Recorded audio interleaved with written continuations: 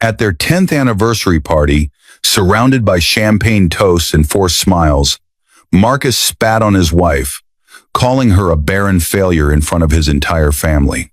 Unaware the woman he just humiliated owned Street Catherine's medical center, the very hospital keeping his dying mother alive. To him, she was just dead weight, a childless burden he'd outgrown. But to the doctors watching, especially those who knew her secret, she was the hand that held every IV drip, every ventilator, every lifeline. Grace hiding lightning. So why did she wipe the spit from her face without saying a word? And what did she do next that made her arrogant husband and his entire family beg for mercy at her feet? The crystal chandeliers cast dancing shadows across the ballroom. As Marcus raised his glass, his new girlfriend, Sienna, draped over his arm like expensive jewelry. Young, fertile, everything Claire wasn't. Claire sat quietly at a corner table, her simple navy dress a stark contrast to the glittering gowns around her. Her hands rested in her lap, fingers intertwined, her eyes reflecting the candlelight, not from tears, but from something deeper. Calculation. 10 years of marriage? Marcus announced loudly, his voice carrying across the room. And what do I have to show for it? An empty nursery and an empty life. Laughter erupted. His brother clinked glasses with his father. His mother dabbed her eyes dramatically from her wheelchair, recently discharged from Street Catherine's for a brief evening out despite her stage 4 cancer. Sienna leaned into the microphone, her voice dripping with mock sympathy. Maybe if you could actually give him a child, Marcus wouldn't need to find a real woman. The room fell silent for a heartbeat, then exploded with cruel amusement. Claire's voice cut through the noise, soft but steady. Careful what you call real, Sienna. Some things are more fragile than they appear. Marcus slammed his glass down, champagne sloshing over the rim. Fragile? You've been draining my family's resources for a decade, Claire. Hospital bills, treatments, specialists, all because you couldn't do the one thing women are made to do. And that's when it happened. He crossed the space between them, leaned down, and spat directly on her face. The saliva dripped down her cheek as he whispered loud enough for everyone to hear. You disgust me. The ballroom froze. Even the string quartet stopped playing. Claire didn't move, didn't cry. She simply reached for her napkin, wiped her face clean, and looked at him with eyes that seemed to memorize every line of disgust on his face. In that moment, her stillness was more terrifying than screaming. Her gaze dropped to the medical alert bracelet on her wrist, the one she'd worn since the hysterectomy. The same surgery she'd undergone to save her life from cervical cancer, while Marcus was on a business trip with his secretary. He had forgotten those nights in the hospital when she woke up, alone, when the nurses held her hand because he couldn't be bothered to show up, forgotten how she'd used her inheritance to pay for his mother's experimental treatments when insurance refused coverage. Back then, he'd called her his angel. Now she was his curse. Excuse me, Claire said quietly, standing with the grace of someone who'd practiced leaving rooms full of people who underestimated her. I think I've celebrated enough. As she walked toward the exit, Sienna's voice followed her. Don't let the door hit you on the way out, sweetheart. Oh, wait, you probably couldn't feel it anyway, could you? The room erupted in laughter again. But once outside, under the cool night air scented with jasmine, Claire's composure cracked just slightly. Her hands trembled as she pulled out her phone. The pain wasn't from the humiliation she was long past being hurt by Marcus's words. It was from the bitter irony that the people mocking her had no idea whose signature appeared on his. Mother's treatment authorization forms. Street, Catherine's medical center. Her hospital. Her late father's legacy. The same hospital where Marcus's mother, Eleanor, had been receiving over $200,000 in monthly treatments for the past 2 years. The same hospital Marcus had begged her to pull strings at to get his mother into the experimental trial program. Her lips curved into a faint smile. You really don't know, do you, Marcus? She whispered. That night, when she arrived home to her penthouse overlooking the city, she stood before the massive portrait of her late father in his white coat, his kind eyes seeming to meet hers with understanding. I kept your promise, Dad, she murmured. I married for love, But love turned into tolerance, and tolerance turned into poison. A flashback seared through her mind the day of her diagnosis. The doctor's somber voice, Marcus's immediate distance. She'd woken from surgery to find divorce papers on her nightstand with a sticky note. You need a real future. He'd never filed them. Instead, he'd stayed not out of love, but because his mother's illness had bankrupted his family, and only Claire had the connections to keep her alive. She'd thought that was rock bottom until she saw the anniversary party invitation 2 months ago. Celebrating a decade and new beginnings, the world saw a humiliated wife. But Claire knew better. This was a test of patience, and hers had just expired. She called someone she hadn't spoken to in months. Dr. Harrison Cole, Chief Medical Officer of Street, Catherine's and her father's oldest friend. Claire, his voice carried surprise. It's late. I'm ready, Harrison, she said quietly.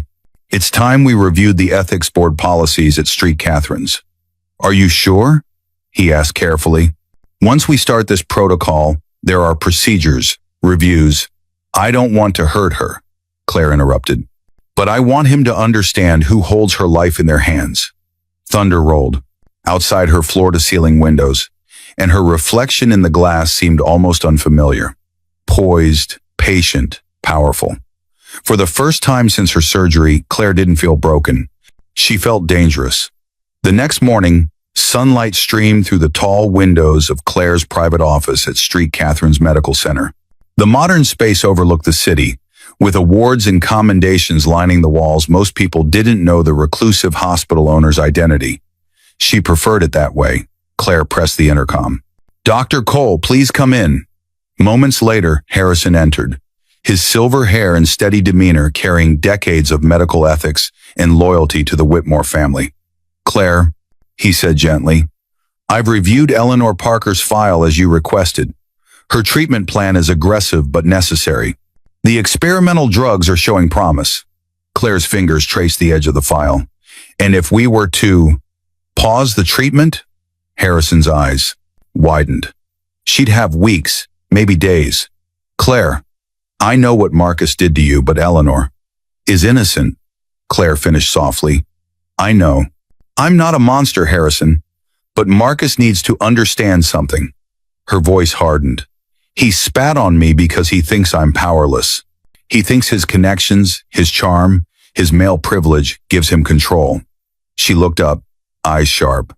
I want him to know who really decides whether his mother lives or dies. Harrison exhaled slowly. What are you proposing? A meeting. Tomorrow. Tell Marcus there's been a complication with Eleanor's insurance authorization. Tell him the hospital owner needs to meet with him personally to discuss continued coverage. He'll panic. Good. As Harrison left to make the arrangements, Claire rolled her chair to the window. Below, ambulances came and went, lives being saved and lost on her watch. Her father had built this hospital on compassion. But sometimes, she thought, compassion meant teaching cruel people the weight of their words. Her phone buzzed. A message from Marcus's mother's nurse. Mrs. Parker is asking for you. She says you're the only one who visits anymore. Claire's chest tightened. Eleanor didn't know about the party, didn't know about the divorce papers, didn't know her son had publicly destroyed the woman who'd kept her alive. She texted back, I'll be there this afternoon. Later that day, she sat beside Eleanor's hospital bed. The older woman looked frail, skin paper thin, but her smile was warm. Claire, darling, Eleanor whispered, you're too good to me. Marcus told me you two are celebrating your anniversary. I'm so proud of the life you've built together. Claire's throat tightened. Mrs. Parker, call me Mom, Eleanor insisted, squeezing her hand weakly. You've been more of a daughter to me than anyone, staying by my side through all this. Tears filled her eyes. I know I'm a burden. You're not a burden, Claire said firmly, meaning, got it. Your family. I just wish, Eleanor's voice faded.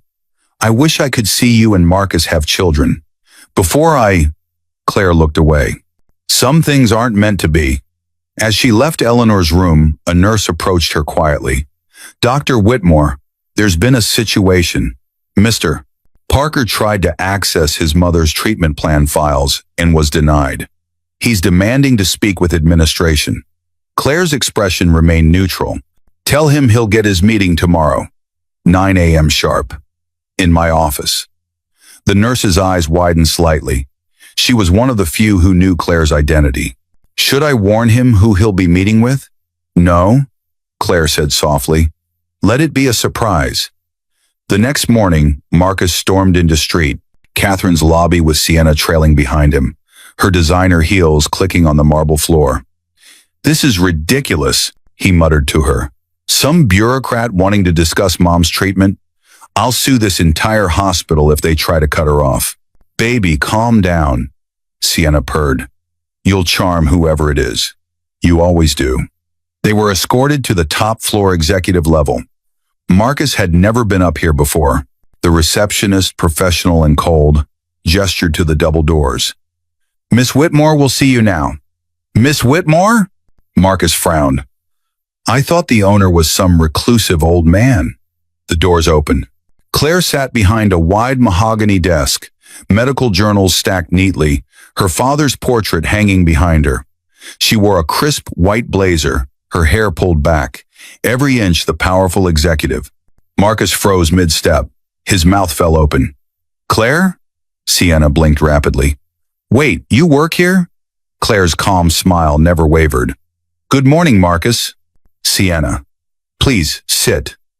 Marcus's confusion melted into irritation. What the hell is this? I'm supposed to meet with the hospital owner. You are, Claire said evenly.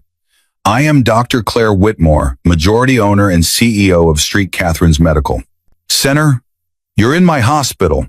Silence crashed between them like broken glass. Sienna's face drained of color. You own this hospital? Inherited it from my father, Dr. Robert Whitmore, Claire explained calmly. He founded it 40 years ago. I've been running it for the past 8 years, since his death. Marcus's jaw clenched. That's impossible. You're just what? Claire interrupted softly. Just your barren wife? Just the woman you humiliated? Just the failure you spat on? His face reddened. This is insane. Claire folded her hands. You came here with concerns about your mother's treatment authorization. I understand there's been a complication. Yes, Marcus said, trying to regain composure. The billing department says there's an issue with her experimental drug coverage, but I have connections. You have me, Claire said flatly. Your connection is sitting right here. Every treatment your mother receives, every specialist consultation, every medication, it all requires my signature. She slid a file across the desk. This is Eleanor's complete medical file. $2.3 million in treatments over 2 years. All approved by me personally. Sienna stood, trembling. Claire, please, this isn't fair. Claire finished coldly. You're right. What's not fair is publicly mocking someone who's keeping your boyfriend's mother alive. Her eyes shifted to Marcus. You spat on me at our anniversary party, in front of everyone, because you thought I was powerless. Marcus leaned forward, voice shaking with fury. So what? You're going to kill my mother to get revenge? The question hung in the air like poison. Claire's expression didn't change, but something flickered behind her eyes. Pain, humanity, conflict. No, she said quietly. I'm not going to kill anyone, but I am going to make sure you understand something. She stood, moving around the desk with measured steps. Your mother is alive because of my compassion. Because when you begged me to get her into the experimental program, I used my position, the position you knew nothing about, to save her life. Then why? Marcus started. Because you need to know, Claire interrupted, her voice rising slightly, that every breath your mother takes, every day she has left, every moment of comfort she experiences, it exists because of the woman you called worthless. Tears streamed down Marcus's face now. Please, Claire, I'm sorry. I'll do anything. Will you? She asked. Will you apologize in front of everyone the way you humiliated me? Will you admit that you only stayed married to me because I was useful? Will you tell Sienna here that you're still legally my husband because you never filed those divorce papers you left on my hospital nightstand? Sienna gasped. What? Marcus closed his eyes. Claire. Your mother's treatment continues, Claire said firmly. I will not punish an innocent woman for her son's cruelty. But you, she stepped closer. You will sign the divorce papers. You will publicly apologize at the hospital's annual charity gala next month. And you will never ever speak my name again unless it's with the respect I earned. Security appeared at her silent gesture. Escort them out, she said quietly. As Marcus was led away, he turned one last time, voice breaking. I did love you once. Claire's voice followed him like a ghost. I know. That's what made it hurt. When the door closed, she exhaled slowly, her hands shaking. Not from weakness, but from the weight of holding someone's life in your hands and choosing mercy over vengeance. Doctor. Cole entered moments later. Eleanor's next treatment is scheduled for tomorrow. Should I proceed? Claire looked at her father's portrait. Yes, and make sure she has the best care we can provide. Even after everything? Especially after everything, Claire said softly. Revenge doesn't heal, compassion does. 3 months later, the hospital's charity gala was packed with the city's elite, donors, and medical professionals. Claire stood at the podium in an elegant emerald gown, her voice steady as she spoke about the new cancer research wing being dedicated to her father's memory. As she finished, the crowd applauded. Then from the back of the room, Marcus stood. The room fell silent. He walked to the front, no Sienna by his side, no arrogance in his step. He looked older, humbled. I'd like to say something, he said hoarsely. Claire tensed but nodded. Marcus turned to face the crowd. 3 months ago, I made the worst mistake of my life. I humiliated my wife, my ex-wife in public. I spat on her. I called her worthless. His voice cracked. The truth is, she saved my mother's life. She saved my life many times, in ways I was too blind to see. He looked at Claire. I'm sorry. I can never undo what I did. But I want everyone here to know that Dr. Claire Whitmore is the most compassionate, powerful, and graceful person I've ever known. The room erupted in applause. Claire's eyes glistened, but she didn't cry. She simply nodded once, accepting the apology she no longer needed. That night, as she stood on her balcony overlooking the city lights, Dr. Cole joined her with 2 glasses of wine. You did good, he said gently. Your father would be proud. Would he? She asked. I almost let anger control me. But you didn't, Harrison reminded her. You chose compassion. That's the difference between revenge and justice. Claire smiled faintly. Eleanor's prognosis has improved. The experimental treatment is working. Thanks to you. She looked out at the skyline, at the hospital glowing in the distance. Marcus taught me something valuable, Harrison. He taught me that even broken people can be powerful, that even when someone spits on you, she paused, her voice soft but certain, you can choose to rise above it. The wind carried the scent of rain, fresh and cleansing, and for the first time in a decade, Claire felt free, not because she'd destroyed her enemy, but because she discovered something far more powerful than revenge, the strength to show mercy when you have every reason not to. 5 years later, Catherine's Medical Center had expanded into 3 additional locations, each bearing the Whitmore name. Claire's foundation for women's cancer research had become internationally recognized. Eleanor Parker had beaten the odds 5 years in remission, thanks to the treatment Claire had ensured she received. She visited Claire often, the 2 women having formed a bond deeper than the marriage that had dissolved. You saved my life, Eleanor said one afternoon over tea, and you saved my soul by forgiving my son. I didn't do it for him, Claire admitted. I did it for me. Anger was eating me alive. And Marcus? Eleanor asked carefully. Claire smiled. I heard he's working as a volunteer at a cancer support center. Apparently, he's dedicated his life to helping families navigate what he put us through. Do you still hate him? Claire considered this. No. I pity who he was. but I respect who he's trying to become. As the sun set over the city, painting the sky in shades of gold and purple, Claire stood in the hospital's memorial garden, a space she'd created for patients and families to find peace. Engraved on a stone bench were her father's words, "Compassion is not weakness, it is the greatest strength." And as she sat there watching the world move forward, she realized that vengeance would have left her empty, but mercy had set her free.